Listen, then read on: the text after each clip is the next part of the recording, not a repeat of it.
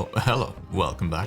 This week's YouTube art school class is going to be a little different than usual. I'm going to show you my personal recipe to draw character faces, followed by me drawing a ton of character heads to show a variety of different examples of how I'm actually applying said recipe. Why don't you draw along? Oh heck, class is starting.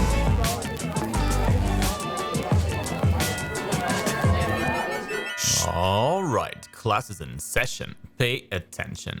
Here's my head drawing recipe. This is going to be a variant on the technique that I demoed in a previous class that you can revisit with the link in the top right corner of the screen and down in the description if you need a refresher. But all heads begin with a circle, or rather a sphere. To that, we can attach a cylinder for the jaw, except this doesn't look like a jaw yet. Let's chop this here and remove the excess, and then draw another cylinder extending from the initial sphere for the neck. If you're struggling drawing heads, focusing on getting good at this is what I always tell my students. If you can get to a point where you do this pretty effortlessly, the rest of the face will be so much easier. That's by far the hardest part.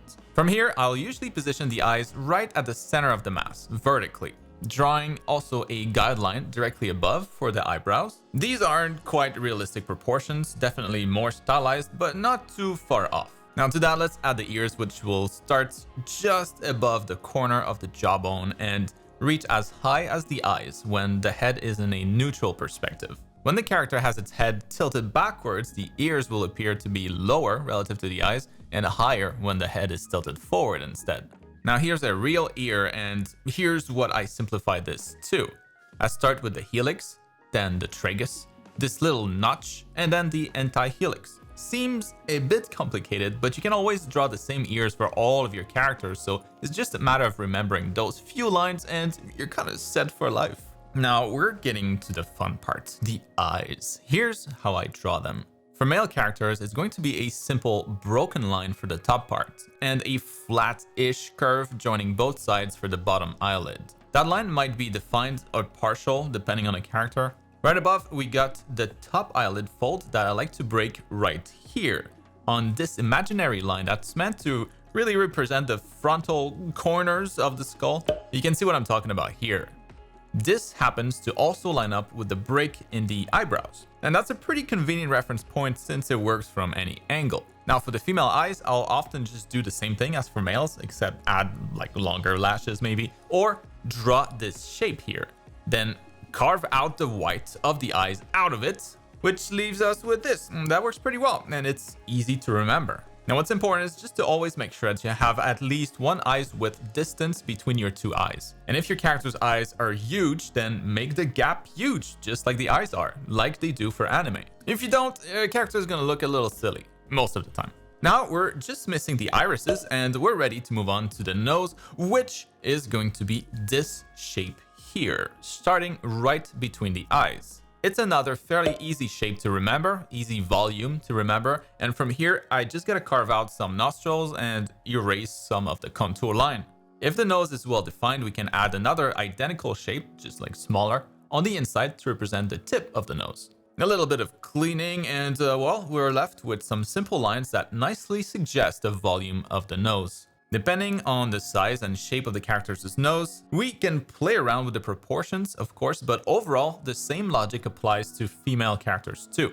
In her case here, she just has a smaller, narrower version of that same shape. I like to use this to make sure that the nose is always properly centered on the face. I might not always draw that shape, but for difficult angles, for difficult perspectives, it's quite helpful. And then also if the nose is meant to be subtle, we can just erase more of the contour lines, just like I did with the female character here. And now we're just left with the easiest part, the mouth. Usually I'll just draw a straight line with the ends curved up or down and add two more lines, one above as a suggestion for the Cupid's bow and one below suggesting the vermilion border of the lower lip. Now for our dude here, I want him to be thick boned, so I'll just contour his chin and connect that line or those lines with the cheekbones. Now we just got to give them both hair and well, boom, that's the gist of it. Of course, the proportions of all of these details can be played around with to generate completely different faces, which is what I'm about to do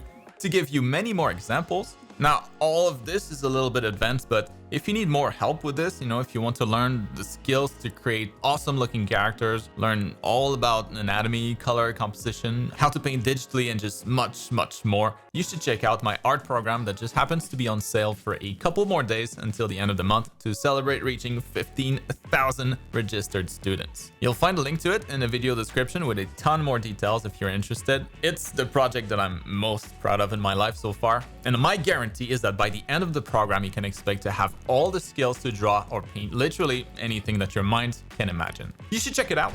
All right, now it's demo time. I'll do 9 male and 9 female heads, starting from the same base shapes, but I'll play with the proportions quite a bit to get some variety of faces. I will admit, I definitely go a little bit more extreme for male faces because I'm almost never focused on beauty with them, just on drawing faces that have character. For females though, it's going to be a lot more limited since I tend to focus more on the beauty part and I somehow never get tired of drawing pretty faces. Maybe that will change with time, but not today. Anyways, with those disclaimers out of the way, time to draw. So I'll let the rest of the video play rather than just repeat what I already said, and I'll be back in just a couple minutes once I'm done. Now for you, my dear viewer, I've recorded all of this in 60 frames per second, so you can slow down the video to like 25% if needed, and it should still hold up pretty well. It should still play pretty smooth, so don't hesitate to do that and sketch along.